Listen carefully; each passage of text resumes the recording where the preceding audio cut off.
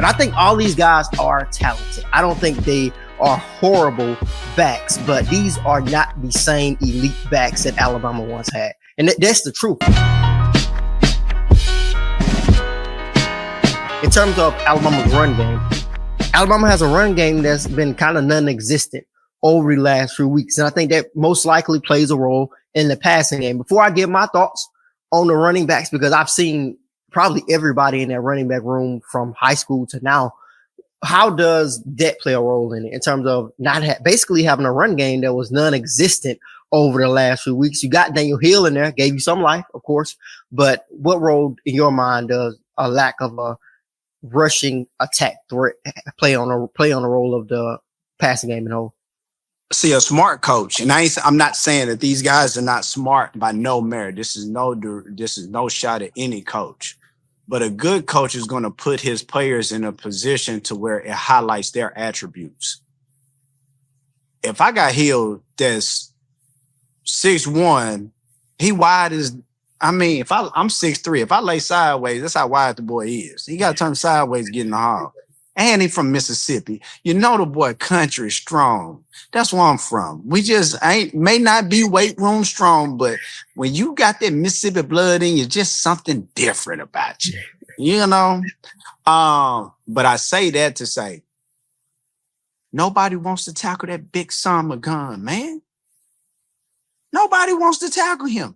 That's why Derrick Henry had so much success, because by the time the second half has come in, he has worn down those front seven. And they don't want to tackle him. And a lot of times, I just don't think that we highlight their attributes as the running back. If we got Jam, muscle bound. Now, granted, I'm a strength and conditioning coach, so I'm going to give y'all 2 points. The weight room don't mean shit if you can't apply it to that green grass. I know plenty. I played with a lot of boys that used to try and hide and run from weight rooms, but you put them on that field, they different. You got to treat your superstars like superstars, whether you fans want to agree with it or not. You're only going to have 1 or 2. And I'm not saying that these running backs are superstars, but I'm just saying, when Alabama has an opportunity to go hand pick a lot of these players, a lot of these coaches ain't doing it, bro. I know for a fact they got analysts that got to go through the film before it makes the certain coaches tape. That ain't just Alabama. That's across the country. That is every school. They have analysts. Some guys, and it doesn't matter if you didn't play ball or not, but some guys really don't have an eye for evaluating talent.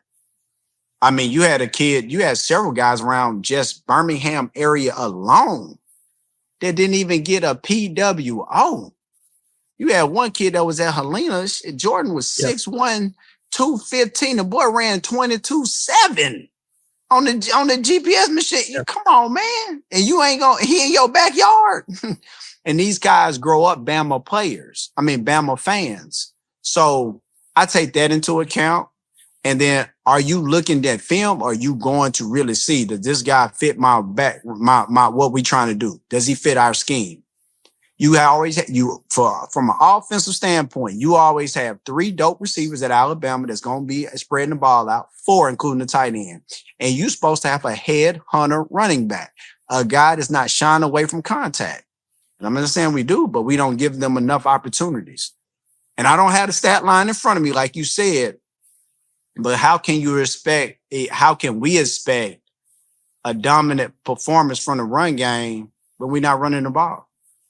Yeah, I think all of that, like what you said, are really good points. At least I think they did at least try to show some effort into running the football, at least this past week. But there's been times where they went away from it or for different reasons. But this is my thoughts about the Alabama running back room. And basically what you're saying kind of plays a role into what I'm going to say. And I can say this with confidence because this is going to be my opinion.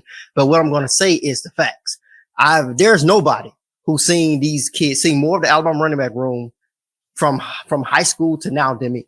From A.K. Deere to Daniel Hill to Jam Miller to everybody who's in that running back room right now. I actually saw Daniel Hill and A.K. Deere play each other in Mississippi. The first game of the season, Meridian High School versus Equipment High School. I saw them go basically head to head in a matchup. And I think all these guys are talented. I don't think they are horrible backs, but these are not the same elite backs that Alabama once had. And that's the truth. And this is not a shot to them in terms of saying that, hey, I'm trying to see the best way to put it. But yeah, that's simply, I really don't think there's no other way to put it. These are not the elite backs that Alabama once had. And I think some of this has been fooled by some of the rankings that they give these kids. And unfortunately, as much as you see 5-star, 4-star, the guys that are ranking these guys don't see them as much as you probably think they do.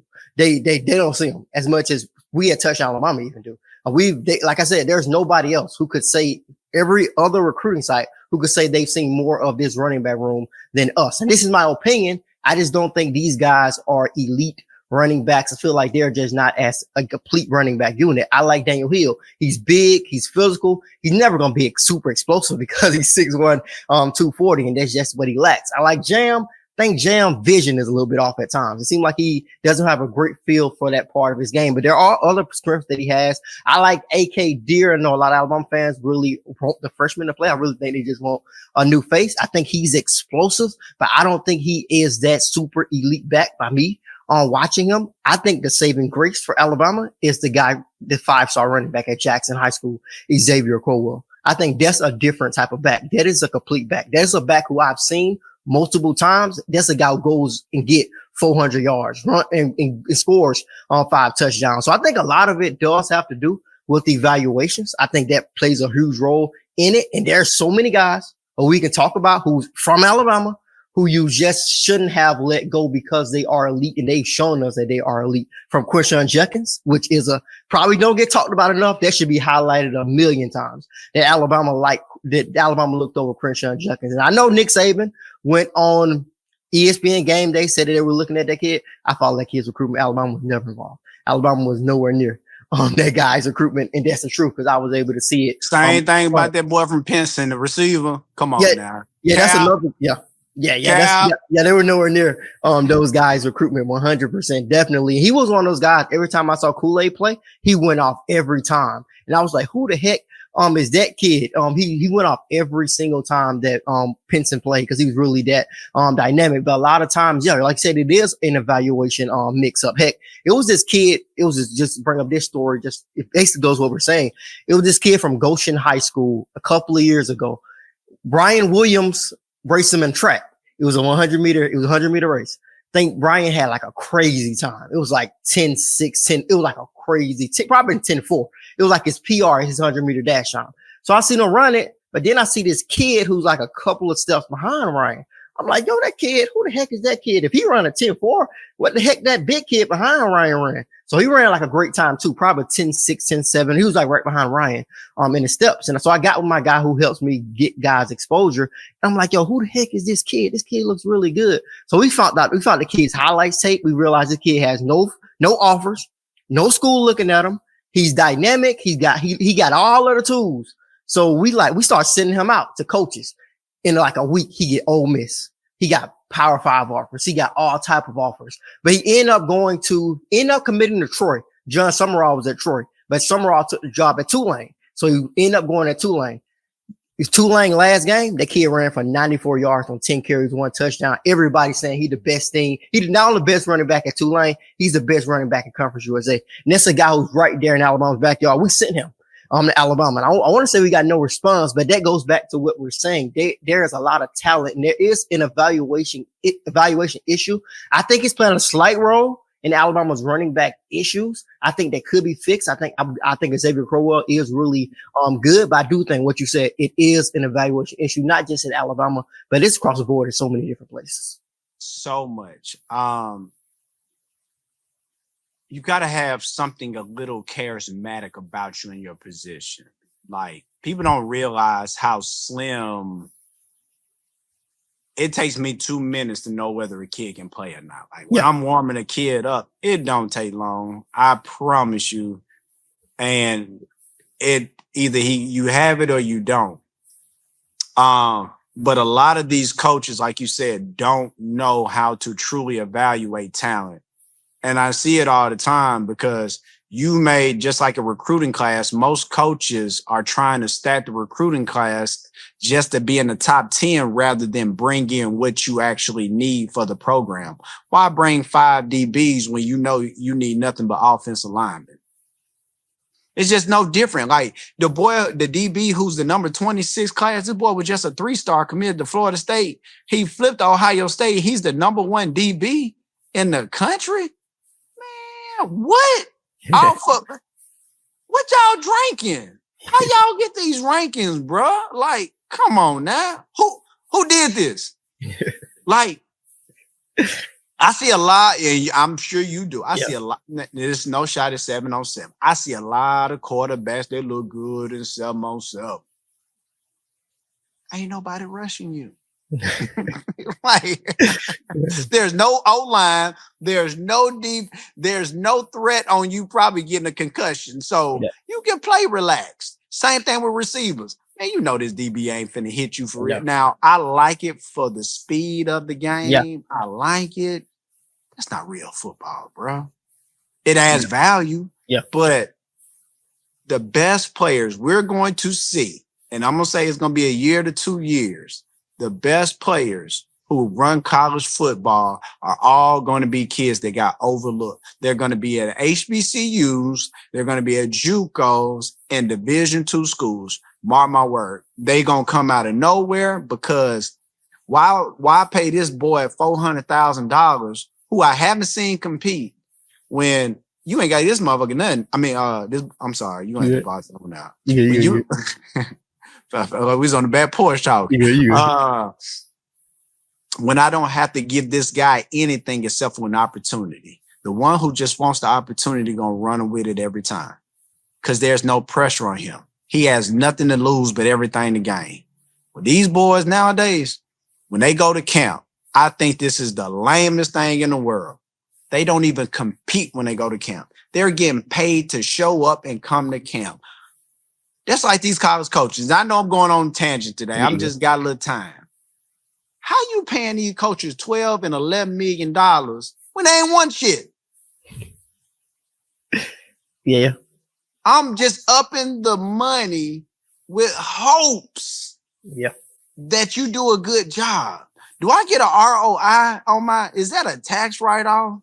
Like, what is it? How can you give coaches ain't won no SEC championship, no ACC championship, not even close to a natty. You sniffed the playoff game one time and y'all getting $12 and $13 million. Make it make sense. How? Insane. Y'all right. And who got, man, I need to go back to, man, come on, man. Something, man. Yeah, you're right. It don't make sense. How can you justify paying a coach this much who is not proven? He has one good season. What happened? Everybody playing right now. I'm like Charleston. Everybody playing right now. This is not real. Yeah, it's crazy. It's crazy. And that's why the buyouts are so insane. Like that's why you get into a position where you got to have a buyout. And I know probably the coach you're talking about is probably Texas A&M coach who just got an extension who look at Texas A&M. They are finally close to reaching the playoff. Finally. Heck, they're not in the playoff just yet. Heck, they could lose the next 2 games and heck, we'll have a conversation. Do they even belong in the playoff? But yeah, that's kind of another interesting thing about college football right now, like this you're saying. That's why the buyouts get so crazy, and that's why people get an opportunity to get all of that money, because I feel like as a sport in college football right now, it is such a rush to extend or seem to just lock up a guy based off of hope almost. I don't even know no other way to put it. It's just simply off of hope. A coach ain't playing. Don't get me wrong. A coach is very much needed and a part of the game. I understand. He ain't taking one snap. You're not even doing the recruiting anymore as a head coach. No. Bro, they are paying Jimbo $77 million. This man finna get, what, almost $8 million a year to 2031. Jesus Christ. What? Crazy. Man, I would never, man, I would ask, I wish they'd fire me. I wish they would. I say, do you want me to leave the lights on for you? Yeah. Ed, Ed Ogeron has a great quote by that. I think I think he said they invited him into the room and it was like, we're gonna let you go. But they told him buyout. He was like, yo, which door you want me to leave out of? How many lights you want me to leave? Come on now. Yeah, for sure. But I'm gonna tell you why A&M. I'm gonna tell you why A&M is good, and people don't give this guy enough praise. And I know this may not mean nothing to the average fan, but Tommy Moffitt, I'm gonna tell everybody, he's the strength coach. He was at LSU for 20 plus years. That's who he's off. The Cochran came off that tree. You can name several other strength coaches that had come from that. But Tommy Moffitt, I'm going to tell y'all now, that's who deserved another raise. That's the man. When Brian Kelly came into LSU, that's who they got rid of. I couldn't believe it. And you saw where he went. He's the one, he's like the godfather of them all. If you have aspirations of being a strength coach, I tell everybody, you better go do your homework on Tommy Moffitt. He's the OG Bobby Johnson of this. He's the one. I think he is the one who is behind the fourth quarter that everybody mimics and imitates. And it's funny that you gonna end it basically with you talking about Texas A&M. They're basically gonna wrap up the show. But another one of those kids who Alabama did not get is Mario Craver, who's dominating at Texas A&M. He's dynamic. Big Clay. Yeah, dynamic. He was. Alabama can't say they looked over him because he was Jalen Mbakwe's teammate. So you definitely saw him. Whenever Jalen Mbakwe played, Mario Craver made just as many plays, if not more, plays. So yeah, that is a great way to wrap up the show. But that will do it for this episode of the Timeout Podcast. I know we went in a lot of different directions, but I think all of it was really impactful. And I think all of it is something that a lot of Alabama fans, just fans in general, could take a lot from. As always, I'm joined by former Alabama wide receiver, national champion, my guy Mike McCoy. And we will be back on next week to talk about the Iron Bowl. That game is going to be really, really interesting, as it always is. Anything you want to add before we get out of here, Mike? Nah. Keep their head on the swivel. Stay out the way. Pay tithes and pay attention, baby. For sure. And thank you guys for watching. Be sure to hit that like button, hit the subscribe button as well. Subscribe to the notification bell. Be notified when we drop content on our YouTube channel.